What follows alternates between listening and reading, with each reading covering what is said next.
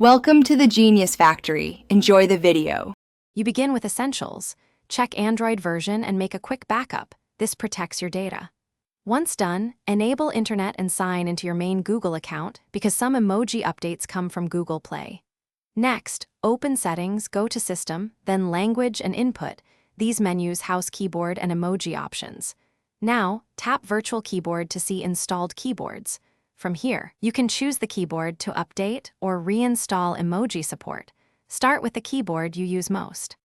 You should update or reinstall the keyboard app next, because emoji glyphs live with the keyboard and system fonts. Open Google Play, find your keyboard, and hit Update. If update fails, go to Settings, right arrow Apps, choose the keyboard, clear cache, or uninstall updates, and then reinstall. Make sure to grant keyboard permissions when prompted, since missing permissions can block input features. If your keyboard lacks emoji updates, switch to Gboard. It receives frequent emoji and font patches from Google. Finalize by restarting your device so font and keyboard changes fully apply.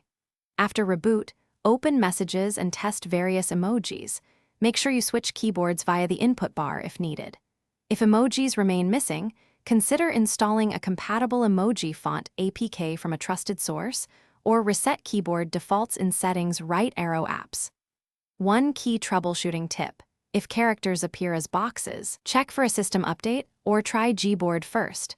Most box glyph errors mean the system font lacks the emoji, not the keyboard.